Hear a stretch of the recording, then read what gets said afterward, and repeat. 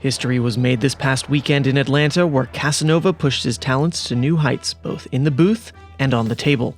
With his win of the PTI event, he has earned a whopping 20 living legend points for our queen. And this is just the beginning.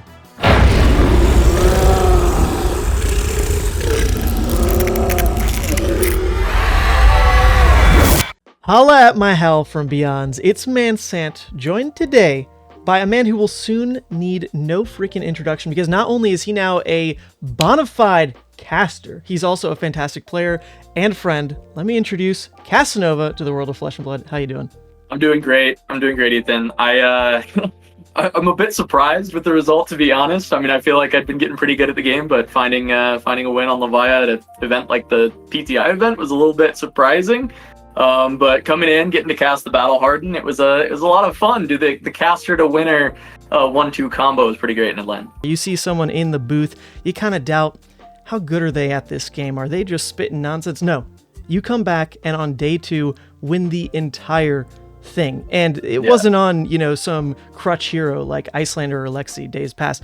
It's Levia, who's been a hero that, I've seen you even before you kind of entered the casting space in the League of Levia Discord, asking your questions, trying to use the League of Levia as a resource to get better and better. And we even had this conversation the night after the Battle Hardened. We were sitting at dinner, and you had kind of mentioned, like, should I quit Levia? I'm in an area that's so tough. Like, I just can't get these wins. I was like, dude, you gotta stick with it. Something's gonna happen, and then literally the sun rises the next morning and you've done it. So that was pretty incredible. How did that feel overall, just now that you have the most living legend points to your name on this hero? Yeah, it feels really good. It's just like, I don't know, being a caster, I've been a caster for so long, right? I've been in gaming for like 11 years. I was a professional Heroes of the Storm player, and then Blizzard killed off that league. I become a caster. And even though, people I think generally know that, like, oh yeah, they're pretty good at games. They've been good at games. As a caster, a lot of times you get the people in chat who are just like, oh, they don't know what the hell they're talking about. Oh, they're probably not that good. That's why they're casting. It's like, no, I mean, I've been basically a pro gamer my entire life, right? Like, I know I can still win these things. But I got really frustrated because I'm playing against all these Wolfpack people in Minneapolis, and I'm bubbling in 9th all the time on Levia. I'm usually having a couple games of bad variance, and I'm like, this deck just is maybe too much variance, maybe too many problems, but I know how strong it is. And I got to the point where it was like, I felt like I was playing like nearly perfect. I couldn't find my mistakes anymore. I felt like for so long I could find my mistakes, I could see where the problem was, and it was improving them.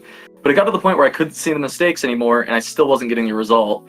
And that's when I was talking to you. I've talked to a couple of people where it's like, I might need to drop the deck, play KO, because maybe it'll be more consistent, whatever. And I really want to get that PQ win. But I at least, flying to Atlanta, I brought the only deck I had. That was Levia. Maybe I'll build KO when I get back. If it doesn't go well, and I got the win, so I guess it went well enough that I'll probably just still be stuck on Levia for the rest of my life.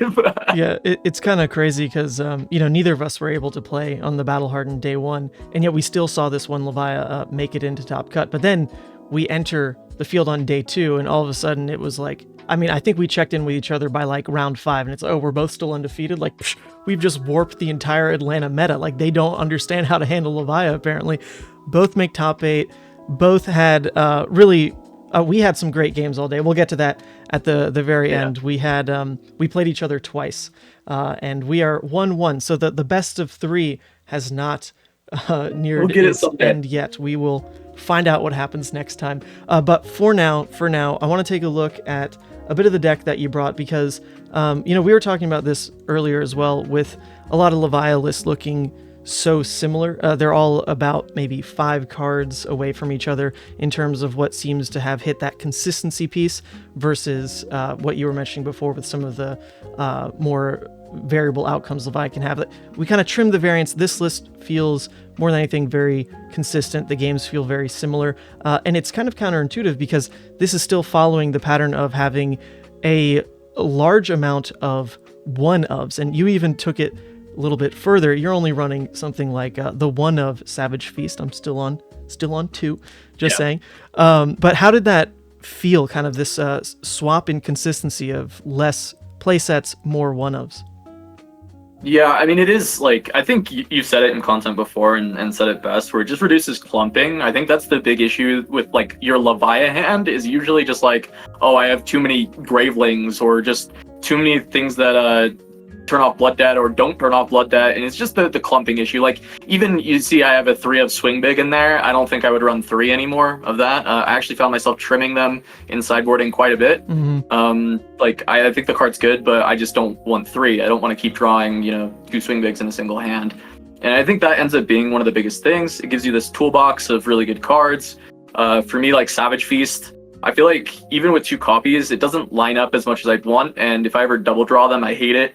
So I like 1 because it's like a reasonable arsenal target if I haven't played many agility or Artivores, or other than that, it's like great when you play to Smashback Alehorn and you just draw into it on the next turn. It's phenomenal at that point. So I think there ends up being a lot of good spots for it, but not enough good spots that I want more than 1. In speaking of these one-ups, you've also one thing that even in kind of your Swing Big count that you mentioned here, this is something that I had swapped to 1 red Clash of Agility, and then even in this blue slot, 1 blue Clash of Agility. But you've got that 3rd Swing Big that you're not a huge fan of, but you have this blue Chains of Mephetis. How did you land on this one as kind of that flex blue slot? Yeah, I really liked Chains. Initially, it's just like a KO tech for the most part. I think it's quite good into KO. There's spots where you get punished where like, oh, he discards Cast Bones off the top or something and then gets to play it out or whatever. But like, I don't care. Like, most of the time it's really annoying for him to have to deal with. In the Levia mirror, you end up with spots where, like, say you're going for a Blood Rush and you want to maybe try and go for 4-wide Blood Rush, but you don't have the resources. And you start with Dread Screamer, Claw. They're not blocking because they've got their own Blood Rush, and you just chain end with Chains of Mephetis, and you win the game on the spot, right? They just auto lose because they've kept a 5-card hand and got chains. And I had this happen quite a bit in testing. I was playing a lot of Levia Mirror, helping Brian Lorenz when he was thinking of bringing Levia to a couple of his local RTNs. And the card just was good, and it was good into Victor when I just happened to play it out when I had an extra action point. It was good into Kasai when I happened to have an extra action point. It's not a card that you ever plan on playing. Like, even in the brute matchups in the Levia Mirrors, I don't plan on playing Chains of Mephetis. It's not like, if I can throw 6 damage, I'll probably throw 6 damage. But if I don't have the extra, card to play and I just have this action point, either I had to block with an agility out after making it the previous turn, or it's just a Dread Screamer to turn off Blood Debt, but I don't have a follow-up. It's just a great way to add more grave fill and potentially blow up your opponent's turn. I just think it's great for the opportunity, and it blocks 3. So, yep, there you go. Blue block 3. But I think you're right on the money that like the incidental play lines that Chains just so happens to offer for a deck that does have a lot of this agility generation. A lot of the times you can try to plan for agility by going ahead and preemptively arsenaling a piece that's going to fit a cost curve, put a 1 cost in arsenal, that kind of thing. But if that's just not how the cards shake out, then the extra agility can just end up meaning you drop a Chains, because why not? It doesn't cost you anything, and you have control over letting it break on that next turn just in case you do drop a Blood Rush. So it's a very flexible card, and that point of using it against Victor is actually, I hadn't really thought of that because, they can't really arsenal the Trounce or the Test of Strength, can they? They block with it when they draw it, because what else can they do with that card? And then Chains just says, oh, by the way, that card can't get blocked. And that's kind of what they're trying to do when they win those goals.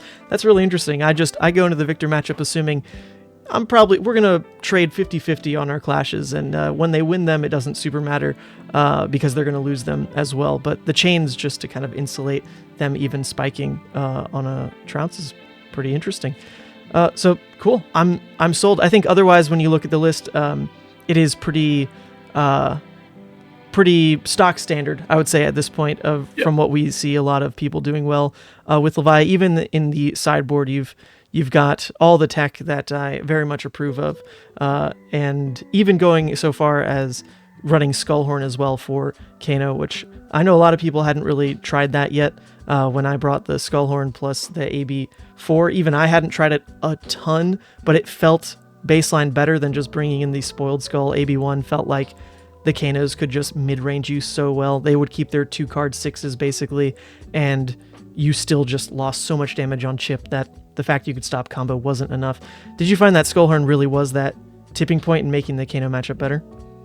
Oh my god, it makes it so easy, dude. Yeah. It's actually like I practiced with like Majid and Peter Budinczyk a little bit. I talked to them a lot.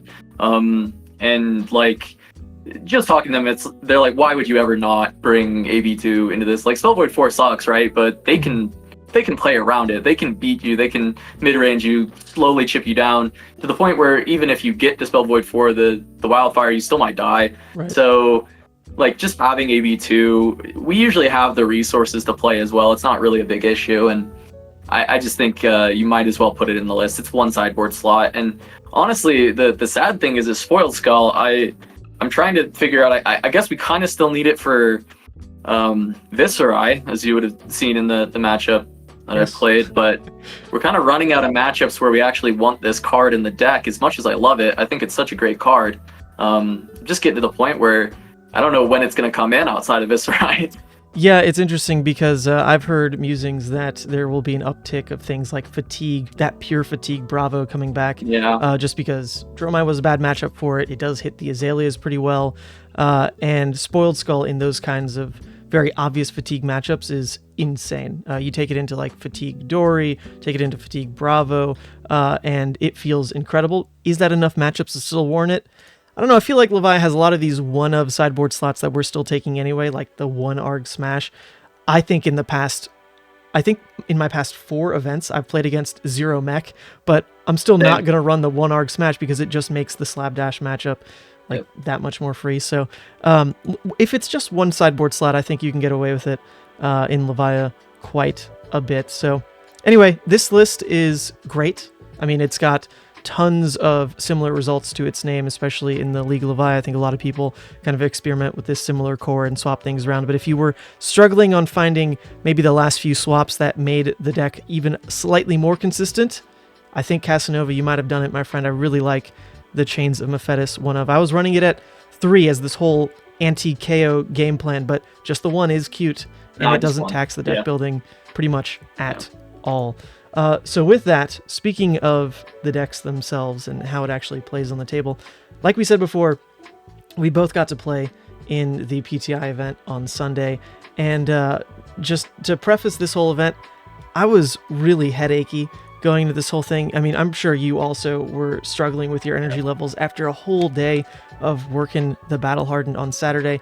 I was still a little jet lagged myself, dealing with some stomach things, and I can't believe the games were still shaking out so well for me. I think it all started well on my end just because I had a round 1 no-show, and that no-show really let me slow down the day, go get my water, start to pack up, and slowly recuperate, because we were in a pretty stacked field. I know we both played against Mara Ferris for one. Brody Spurlock was out there. Michael Fung was out there. This event was tough, and yes, I had it easy in round 1 with my no-show, but then I played against a Victor, which I really remember almost nothing about this game, but it was a win. I played against a Kasai, where I really just like came out of the gate outvaluing the Kasai turns, and we talked about it afterward, and 2 big things came up this game, and one was their headpiece, and the other was my headpiece, because they actually took Crown of Dominion and started with a golden play, and I took Crown of Providence instead of Fleshbag. And what Crown of Providence let me do in that matchup was, when I stumbled finally on a draw and drew up a hand of all reds, the Crown of Providence let me just dig and hope and pray for a blue, and it got me there. And that really is what the Warrior matchup boils down to a lot of the time, I think, is are you just matching pace? Their turns are going to be so consistent. Can yours be equally as consistent? And so that Crown of Providence absolutely saved the game on my end, whereas my opponent felt quite bad about bringing their Crown of Dominion because he didn't really do anything with the gold and wished he took Balance of Justice instead. So kind of interesting that the headpieces played such a role. Then I played against Akatsu, and this was Wet the System, who's another huge Levia player. He's in the League of Levia Discord a lot, and I was giving him some shit because he wasn't on Levia this event. But spoiler alert, he does make top 8 on Katsu, so well done. And he knows the matchup, of course, very, very well. and we play an incredible Katsu versus a Levia game, and it came down to some absolutely wild turns where I missed the flip, even taking 3 blood debt on a CNC play, but it was still about, trading of pressure, trying to demand answers out of the Katsu, and got there with just a really close game. I wish that one was on stream. I think it was probably maybe my second favorite game of the day. And then I played against Mara. Mara was on her Redline Dromai, of course, and I was honestly probably joking a little too hard with her at this point because she really wanted to play against me every time I see her. Generally I'm working, she's playing, she always says, I wish we could play. And then we actually got paired, but it was the down pair. I was undefeated, she was X1, so she wasn't super happy that we were going to have to play at this point, because if I win, then she's basically completely out of the event. And I'd already been kind of giving her some shit about like, oh, you're just going to lose out, I'm just going to win out, we won't see each other, and then she loses and I win, but then we still pair up anyway. And I think she just lost to you, which we'll get to. It was literally the round before. Yeah. So we'll 3 Levias in a row. Crazy from our, and we'll get to your story time in a second. I don't mean to hog the spotlight, but my story ends more abruptly than yours. So as you go on to win the whole thing. But yeah, we play our game, and my goodness, I had just an incredible double blood rush turn against Mara that really sealed the deal in that game.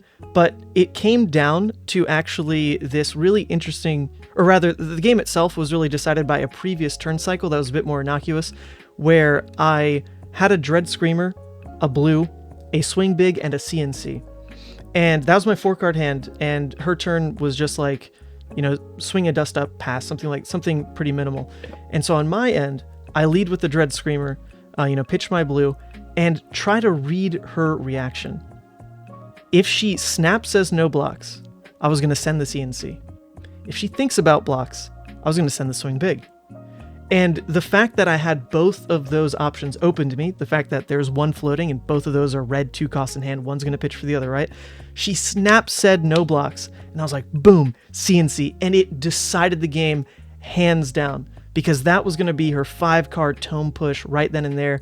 Whereas if she'd hesitated a little bit more, it was just going to be a CNC. We just trade more damage because her deck is very aggressive. And at the end of the day, like, more damage is more damage.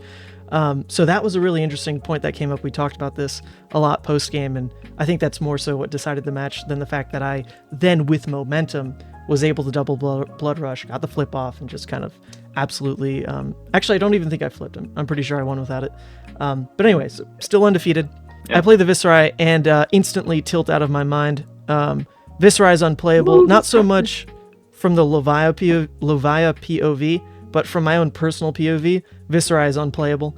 I sat down, and I'd actually played against this guy before, and I forget what he said. I think he said I won, but it doesn't matter. It didn't matter that we'd played before. This is my worst nightmare. It's a Viserai. It's an aggro Viserai.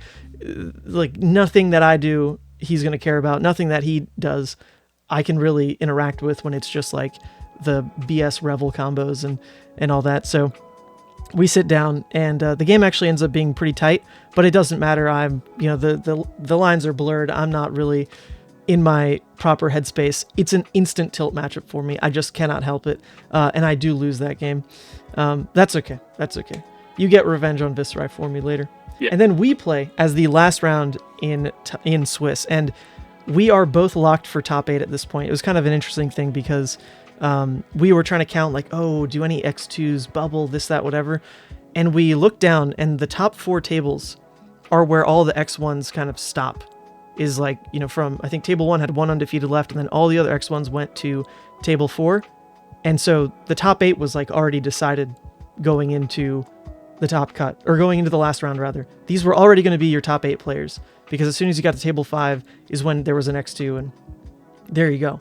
So no matter like win or lose, these same 8 players at the top were going to be the top 8. And funny enough, if we had thought about that a little bit more, then I think if we wanted to avoid playing each other in top 8, I should have instant conceded to you, because we would not have ended up potentially at the 3 and 4. If I had conceded to you, I would have been the absolute top of the X2s, because I would have lost the last 2. So I would have been like 4th or 5th. It would be 3 and 5, I think. 3 and 5. There we go. I think I would have been 3, you would have been 5. I think if I win and you lose, no one. Yep. Instead, we just play out the game, and it's a really interesting Levia mirror. And I was kind of memeing about how little the decisions we make were going to impact this game. And instead, we both had some strange hands that game. Yeah. I had 2 sequences of draws that were completely all red. And you had a Blood Rush and Art of War turn that started off of pitching a Guardian of the Shadow Realm. So this was like a oddball Levia game. I've never had anything quite like it. And in the end, I did end up with the win, but it was a really interesting Levia game. Like, so much more interesting than any other Levia game I think I've played. And it's really because both of our decks fell a little flat They suck, dude. different moments. Like, our deck sucked kind of back and forth. And that makes the game more interesting than just one person absolutely steamrolling the other. So I quite enjoyed that game. And then that was it. We both made top 8. Unfortunately, had to then play in the top 8. And unfortunately, this game was, first of all, from my perspective, I was just wildly distracted with the top 8 that was going on. Where we were sitting, you can even see it. I went back on the stream. I'm like looking directly at the table, and I'm just watching the judge who volunteered to try to do the card pop-ups just like on the keyboard, and it's stressing me out mildly. And I initially didn't think it was going to affect the game so much because like I can play Levia like the back of my hand, but pretty instantly there was a decision that just lost the game for me on the spot. And it really came down to a Blood Rush hand. I just, from being distracted, thought, okay, like I looked at it once, it was like full keep, Blood Rush hand, whatever. You're not doing any on hits. We just trade this hand. And there's 1 card in graveyard. That's the magic number you need for playing Blood Rush, whatever. However, one of the cards in my hand was Mark of the Beast. And if I think for even 1 second about how you play around Mark of the Beast discarding, I would have just done something different. I would have blocked 6, maybe swung the Mark of the Beast, like, pitch into claw, whatever, Arsenal the Blood Rush, whatever it is. But if my graveyard is in that position, there's no world where taking the Blood Rush line makes sense. Because if you discard Mark of the Beast, then you're only banking on drawing into like Gravelings or other playables. So literally in my distraction, I completely just punt that turn, and the game is almost instantly over. It got worse because on the next turn, you then banished Guardian of the Shadow Realm to Shadow Blasphemous, and I legitimately scooped. Because not only have I completely thrown the game, you also returned with like the one thing that you can do to make the matchup so much more favored than just like, we're going to draw hands and see who drew them, like who drew their power cards better. The fact that you were able to tutor out Guardian of the Shadow Realm on like turn 3 or whatever it was absolutely sealed the deal. So I just scooped, ran over, and took back control of the stream. And hey, at the end of the day, you're welcome, Cass. You're welcome. Hey, look, I'll take it. Look who got the win, I'll baby. take it. I don't know if I could have done it. it, because if I had won and played against that Viscerai, instant tilt, it's over. And that's true. And one other thing about that Viscerai game that you play on stream, the whole Woo Viscerai that's like come out of your game versus Nathan. If I hadn't been there screaming Woo Viscerai in just my utter annoyance towards that hero, I actually wonder if Nathan would have had the gall to play that second Sonata. The whole Woo Viscerai got him so worked up like so how BS some of those turns were, that he just goes for the 2-card 1. And if I wasn't there screaming Woo Viscerai, Cass, I don't know if he would have done that play. But anyway, my story is over. My run ended. I made top 8, lost to a great person. And with that, please tell your side of this wonderful weekend. Yeah. My run started weird for sure. It was Fi in round 1, which normally I don't mind the matchup, but it's a bit of a race, right? You just kind of have to see your cards early enough, and then I think it's pretty free if you see see a Blood Rush or something, then whatever, you get there.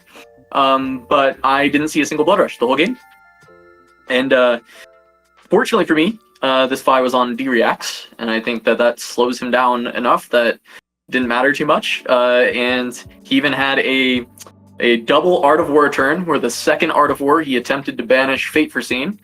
And I was like, well, you can't do that, unfortunately for you, buddy. And so it was like double Art of War for like 14 damage. And I was able to, hold on. There was a point as well where he tried to play Blaze Headlong, first Chain Link, and I guess the idea was to Ancestral it to give it go again. Later, I realized that, wait a minute, Blaze Headlong's not a ninja card, and that wouldn't have been possible. But he presented that when I had Flesh Bag, and he had 2 cards in hand, no Arsenal, so I was like, okay, if 50-50 I hit your Ancestral was in my head, and you lose your turn, and I hit it. So he lost his turn, even though it wouldn't have worked if I'd realized it's it. So it just worked out anyway. You avoided a judge call. Easy. Yeah. Some trouble. Game gets to the point where I am like, oh, I'll take a bunch of damage, throw this Writhing Beast Hulk, and with a Barraging Beatdown, and win past his 4 Blade Break that he has, right? Because it's enough damage to get past 4 Blade Break and a block, and I'm like, great, I've won the game. I go down to like 3 to throw this out. And then he puts 4 Blade Break and then plays Sink Below from Arsenal. And I'm like, oh, that's not very good for me. As I'm at 3 life and he's got, a full hand to get through. But fortunately for me, I was able to still block it out and get there with a second Writhing from Vanish. So rough game, but still got it. My second game, I believe, was against Kasai. Mm-hmm. This one was pretty straightforward overall. I had a Chains of Mephetis that did make one of his turns a little bit more awkward because he played Stroke of Foresight, had to banish the card, and then still put a card on top, so it actually hurts him quite a bit. It probably ended up being worth 3 or 4 value. It wasn't insane, but still pretty solid for a chains to get that, because it was just, I played it for free, right? I didn't have to do anything extra for it. And then got to the point where I think it was 12 cards in Banish. It was just a really good flip turn setup.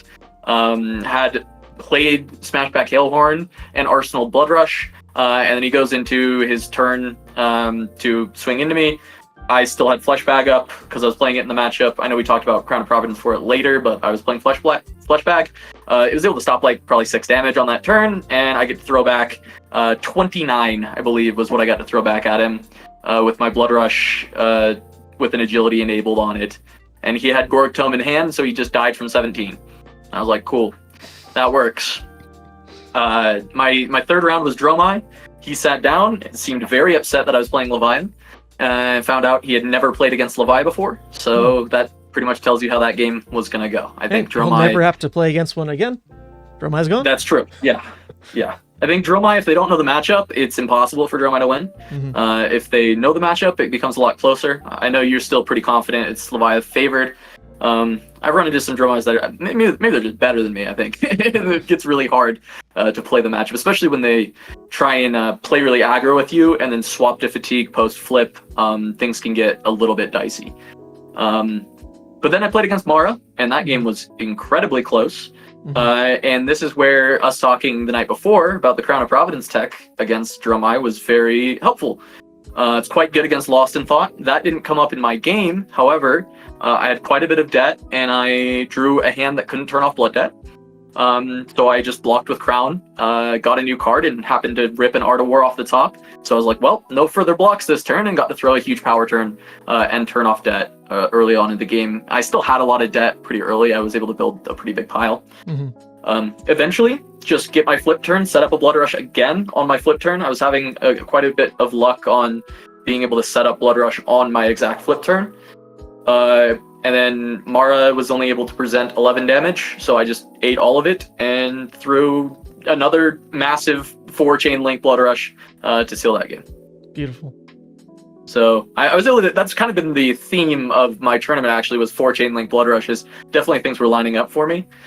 And then I think the round after that was... Viscerai.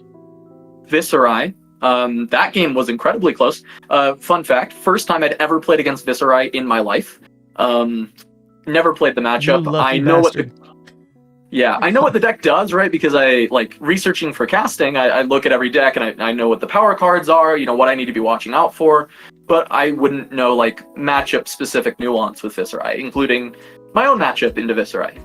But I played a really close game, played a really tight game. Played him down to 1 life and put him in a position where he had to play Tome of the Arknight If he hits, he wins. If he misses, I win. He hit. This is the second time I played Tone that game. So it's the second hit that game, and I lost. But I still felt pretty good about it. I was like, that, whatever, 25% chance to hit the two of them over the course of the game, and made all the difference. After that, it was my win-in against Hatchet Storinthia. This matchup, I think, can be hard, but the way that I've been playing it and having the most success is to just full, like, unga bunga go aggro against the deck and try and shorten the game. Of course, this only works if you draw, power cards early enough, and I did find one early Blood Rush, which was nice, and I was able to find another one pretty late in the game because he was able to slow it down, and we ended up grinding out. I ended up having like 16 blood debt or something, and I was looking to see if I could do like a big burnout flip, but it didn't look like it was going to be likely, and I had Blood Rush in Arsenal once again, and I had set up an agility, and so I was like, let's see what his turn is. What can I hold? Because I'm still above 13 at this point. I was at like 18, maybe 18, 19 life. And he presents a Spillblood with, like a 4 or 5 card hand that he's kept to try and get my flip. And so I'm like, okay, well, you can have my flip. I started trying to calc how much damage he could do, and he could get me to 2 life off of it. And so I said, all right, no blocks all the way down to 2. I just let him hit me with Spillblood over and over again. And I threw back Blood Rush with the agility, so I threw, I believe it was 9 Claw, flip redeemed to heal 6. Nice. And just the value of that turn was able to swing it. I got full tempo from there because he had to full block to survive, and I was able to close out the game. Yeah, I actually really like Redeemed. I don't know, and maybe I'm a weird Levia. I don't know how many Levias actually play around Redeemed. I know you don't talk about it too much. Oh no, I love actually Redeemed. It's just like generally this list right now. If the game goes long, you just go Shaden, and like Shaden ends the game. So what does Redeemed really do? Has kind of been what I've found in like recent Levia play. Before I was on the Shaden tech, my goodness, I was going Redeemed left and right. But if you go Redeemed, then Shaden is blank text, and you're bringing Shaden in if you assume the game goes long. So it's kind of like I'd kind of rather do the flashy Shaden stuff than like maybe the more consistent Redeem stuff. But I mean, that speaks to kind of the piloting differences, even with the same list, effectively. Yeah, I found Redeemed into the grindier matchups ends up letting me outgrind a lot of the time when they force me into that position, right? Because sometimes the burnout into just playing out your Hydras is good, but if they've been able to maintain enough life prior to that, then you can end up just losing to the fatigue at that point because they can block out. Even though you've got a fat stack of stuff in Banish to keep playing, it gets to the point where maybe they can block 3 cards and still throw an attack back, and you can't really block anymore when you're stuck with those hands. So I found Redeem is good for those spots. But after that game, that was my lock to played against you. We had that very funny turn where I had Blood Rush in Arsenal. I drew blue 6 Blood Rush Art of War Guardian of the Shadow Realm with Blood Rush in Arsenal. And you said, do you just want to show me the hand? Because I was like, this is a really different. I was like, yeah, I guess we're locked. So we just both looked at the hand and we're like, yeah, I don't know. This is pretty bad, isn't it? Yeah, it was. End up just playing the Art of War out. It draws me into exactly red Beast Within. So then I'm like, I guess I pitched the red for the Blood Rush, draw 3 more. Then I ended up deciding to just say screw it and throw the second Blood Rush, which was, I think, definitely a mistake. But at that point, I was kind of like, this game's pretty fun. Let's see where this goes. Maybe I'll draw blues and it'll be nice. But yeah, I mean, so one of the things that lined up, right, we had talked about my odd end of the variance as well. The only reason that hand looked so awkward for you was because I couldn't attack even if I wanted to. Yes. I had my second hand of all red, so I just like blocked out pass, and you're like, attack me, please, so I can play this freaking Guardian. Dude, it was a funny game. I'm trying to think. After that it was top 8. Yeah, so it's our matchup. Oh, I do actually want to call it. There's some foreshadowing here. In our mirror, you made a play that I thought was really good, and it's something I had not ever done in Levia, where you pitched into, you had Beast Within Art of War Blood Rush, and you pitched into Art of War saying +1 and go again, and then Blood Rush to guarantee the discard on the Beast Within to draw 3. True, yes. And I had never considered that. A lot of times when I had the Blood Rush Art of War hand, I would just like try and maybe just banish the Beast Within and give up the turn and just draw into something else and see what I can do. I wouldn't ever consider +1 go again. And I thought about it and I was like, no, that seems actually quite strong. You just can make a lot of really solid plays off of that. Anyways, that'll come back later. But we end up playing our top 8 match. From my perspective, it was like, okay, this is obviously a mistake, pretty uncharacteristic. When I saw the discard of Mark of the Beast, I was like, and you threw 10, I was like, did I just win the game? Because I got to then throw, I believe, 12 damage, turn off Blood Debt, and tutor Guardian of the Shadow Realm. Yeah. And I was like, that's a pretty good turn, following kind of nothing from you, and you still, at the end of that turn, had something like 3 cards in graveyard or something. It was really bad. So you scooped. I was like, okay. I mean, I'm sure you could still win this game. I could hit bad variants, but I understood. It was like, that's fine. I was really well set up, so the game felt comfortable. If you hadn't have banished the Guardian, I think I would sit and play through it. But you banished the Guardian, and like that's already what you should be chasing to win that matchup. And it was just like, not only have I lost, but you've won. So let's just like wrap it up. Yeah. So you gave me a break before semi-ins, which is nice as well. Let me kind of chill and gather my thoughts, get ready to play, because I had to play Viscera again no matter what. And so it would be my second time playing it. And if you watch the coverage, you can see me reading Nathan's cards and trying very, very hard, tanking a lot because I was trying to make sure I understood the game state, because I hadn't played it enough. So I needed to make sure I knew what was going on. And that matchup was really fun. I mean, Nathan and I were bantering the whole way through, the Woo Viscerize, all that. He hit me for 18. I threw 29 back. Yeah. We're just swinging blows back and forth. I got really lucky on that Blood Rush draw. That was great. Finding that red Graveling. And then we had a couple of turns that became very difficult. There was the turn before where I went to 14 and then still had to turn off debt with the Writhing Beast Hulk. Because that one, he had a lot of outs that could have stopped me from flipping regardless of how I blocked. And so I took the less risky play of keeping a way to turn off Blood Debt. And it turns out that I was at 14, and so I had to still turn off Blood Debt, Arsenal, Art of War. And at that point, I was actually pretty resigned to the fact that I would not flip. I thought that I'm not going to actually get to go consume this game. And it's going to make the game a little bit hard, but I have Arsenal Art of War, so I at least know I can turn off Debt, and I'll be able to find maybe a big turn on the next hand. And I was pretty upset about the hand I drew. It was 3 blues and a Agile Windup. None of the blues were 6s either, so there wasn't like a really great Art of War into something. It would have to be banished, the Agile Windup. And so I tanked for a while on Nathan's attacks because I was thinking, well, do I just full non-blocks, keep this 5-card hand, and then just...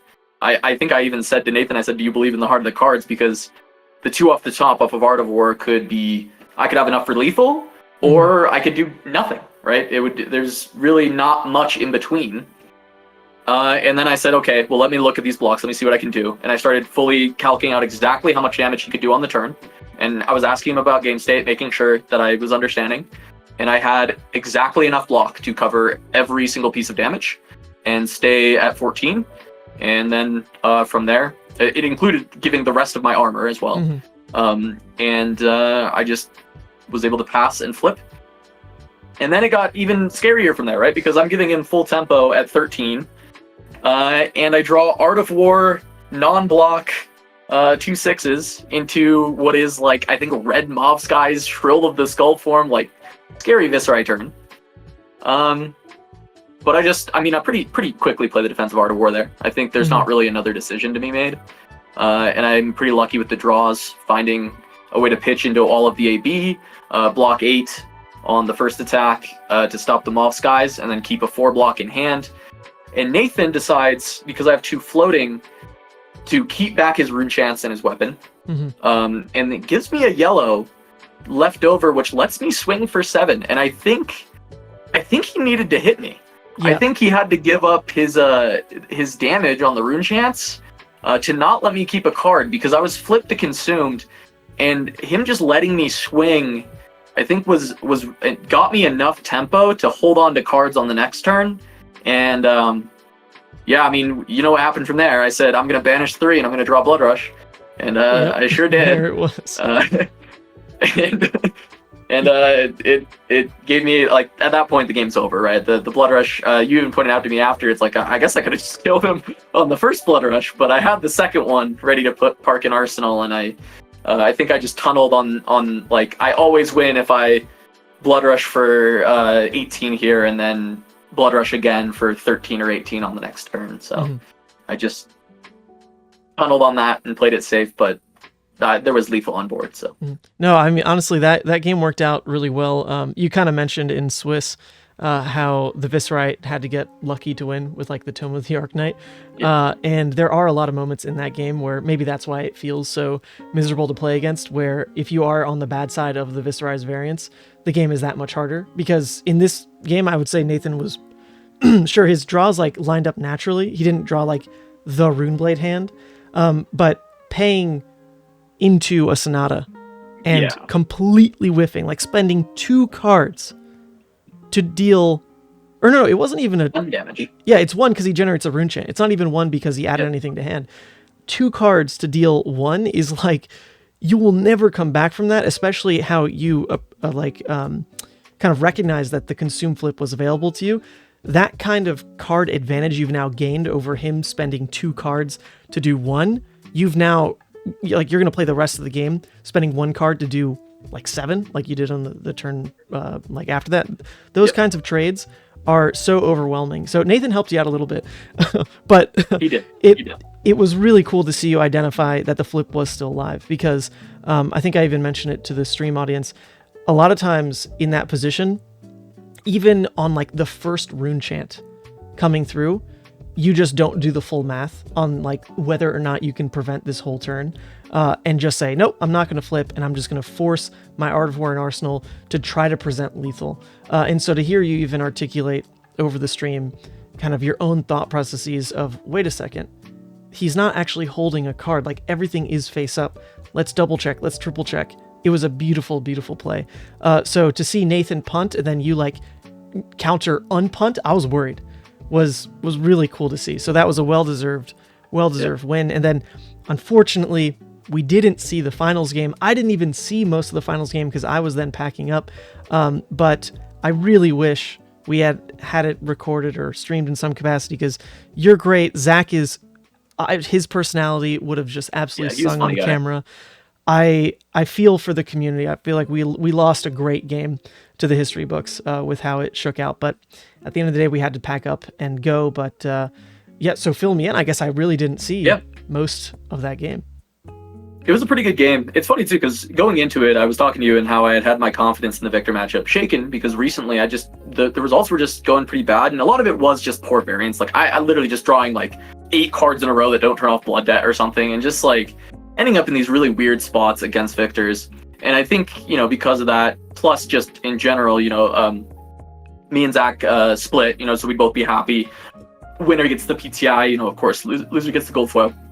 But going into it, things started off pretty good. I was able to block 2 cards, throw Endless Maw like 3 turns in a row, which is kind of exactly how you want to be playing Levia, if that's how things are going. But Zach was able to slow down the game quite a bit. And so even though I had some power cards early, he kept a good amount of HP, and I was building an insane amount of Blood Debt. I had something like 21, 22 towards the middle of the game. And it got to the point where I did want to look for a burnout, just burn my entire deck and play from Consumed, because I was up, I believe it was 15-7. And so that's where you can kind of look for that, at least have a turn that presents some damage, and then just full burnout and then play my Hydras, because I had both my Hydras in Banish as well. However, got a little bit away from me, I think, because I kept drawing hands that needed to turn off Blood Debt to present any amount of damage. And I don't feel comfortable throwing Claw or something like that. Like, I just don't think it's worth it. I think you keep tempo at all times. And he was able to hold enough cards back off of, I believe, a Test of Strength that let him throw an overpowered Golden Sun for 10, and I didn't have armor left. I needed to use it earlier. I think I protected a Blood Rush from a Spinal with my Husk earlier on to keep a 5-card hand to really push. I believe it was a 4-wide Blood Rush, so that was what bought me so much of his HP. And so I couldn't cover it. I was like, I lose my Consume Flip here. So I looked at my hand and it was like, okay, I have blue dread and arsenal, and I've got a tear limb that is pretty much guaranteed to hit unless, I rip something bad off the top. It gives me, 1 in 4 chance to miss, that would be rough, but it's the way it goes. And then I knew that I still had a blood rush that I had pitch stacked to be in a really strong spot. So I knew I had enough damage to go redeemed, and so I said, okay, I'll take it, and then I'll play tear limb, claw, dread screamer, redeemed. Was the idea. Blue dread screamer, mind you. Blue dread for 8. Yeah. If it was red dread for 12, Woo. I think the game would have just ended. Yes. So, yeah. But it was blue dread for 8. And so that's exactly what I did. There was another line that you and I talked about afterwards. And I did consider, I tanked on that play for quite some time. I had Soul Harvest, and I could have cleared all of the misses out of my grave and still thrown like 9, I think. Mm-hmm. And that would have been pretty safe to turn off debt, but I could not go redeemed if I did it. And, redeemed that turn, because the situation was, if you blue dread, you legitimately were leaving the game up to, I could just whiff and lose on the banish. And with the amount of tournaments I've played, I would just assume I whiff on that kind of situation, because it's happened before. So when you went for that line, I'm like, woo, Lord, this man has not yet lived. It still worked out. And obviously, what's really funny is I want to mention that it's not that I haven't had this. I've had this exact situation happen and lost in a round 1 of an RTN to a fatigued Dorinthia that I was literally making this exact play, tear limb, claw. It was a red dread into what would have been redeemed. Unfortunately, I whiffed on both the tear limb and the red dread in that game, and I lost. So it was the exact same situation. I had those like flashbacks in my head, but I knew that the math was really good on my graveyard. I had 5 misses in there, but it was like 22 cards or something and 5 misses. The math is really good for me to win there. Math don't matter with Levia sometimes. I'm gonna tell you right now. I know it doesn't. Wait till you play on stream at Nationals deck, and have exactly 3 misses out of like 20 hits. Yeah. Oh, it will happen. Yeah. Oh, it will happen. But it didn't happen to you, thank God. Yeah. Because there was only like 1 more turn that played out after that once you'd flipped. 2 more, because he did have an arsenal. It was 2 or 3 more, because he had an arsenal sink below. So after that, I had a turn where I tutored, so I ended up shuffling because I tutored my Deep-Rooted Evil. I played a Shadow Blossom Fet, tutored Deep-Rooted Evil, and then the following turn I had like Convulsions into barraging into Deep-Rooted Evil. Yep. And he covered it up because he had Sink Below and Arsenal. And that was a little scary because I was like, okay, now he actually gets to attack me. But luckily it was just like Hammer. And one of these turns I made an agility. I don't remember exactly where I made that agility, but that agility led to me throwing Claw into barraging Shadow Pete to close out the game. Yeah, double barraging just looked so beautiful there.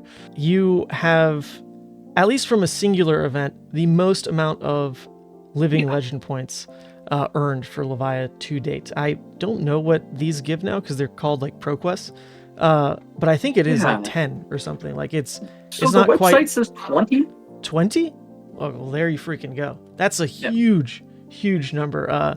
Because if you add up all the wins of other people, I think we're only at like 20 or something. So well done, Cass. Really cool to see kind of the 2 just very impressive days back to back. 13 hours of casting into winning an entire event should absolutely go down in history books, only having been done one other time by Punkage, and it wasn't nearly on as an impressive deck as Levia. So there we go. You're number 1 in my heart. You're number 1 in the heart of most of the league, I would think. I've seen nothing but jubilation from the people in there. They are all so excited, and there's already a lot of other wins trickling in from this first weekend of ProQuest season. So not like you need to win a ProQuest anymore, Mr. PTI, but any final words for the Levia players out there? Any final shout-outs? I mean, just keep grinding, because I think that this deck is so hard. I think that even us, Ethan, we have room to improve on our Levia gameplay, and I think that if you think you're good at Levia, you're not, and you just got to keep trying to get better, because the deck is really good. It's just very, very hard to pilot. And then as far as like some shout outs, I'm traveling right now. I'm visiting some family, which is why the setup is very, very scuffed on my end, but when I get home, I'm going to do my best to try and get some Flesh and Blood content out as well. Usually I make content on Twitch. I don't know if I'll do much on Twitch for Flesh and Blood, but my Twitch is Casanova. My Twitter, you can find everything for Casanova Casts. And then I did just open up a YouTube channel under @CasanovaCasts that I'll try and start posting some Flesh and Blood content. The first thing would likely be my story up to the PTI, because I've gone to just so many events this year. I went to Queenstown, then Hartford, then LA, then Atlanta. Right? I've just been kind of going and trying my best to get really good at Flesh and Blood and join this community. And hopefully I can make a video about that story and kind of fill everyone in to the story so far. Yeah, I totally forgot you were at Queenstown. That was a crazy, another just insane weekend. But they didn't let you on Levia that weekend. That was Heavy Hitters Limited. No. Who knows? You could have won a calling already, Cass. But all right, buddy, it was so great to have you on here. A lot of people have been asking this video, so here we go, people. Link to the deck is in the description. Hopefully you've enjoyed everything Cass had to say, everything I had to say about our storied runs this weekend, and we'll see you in the next one.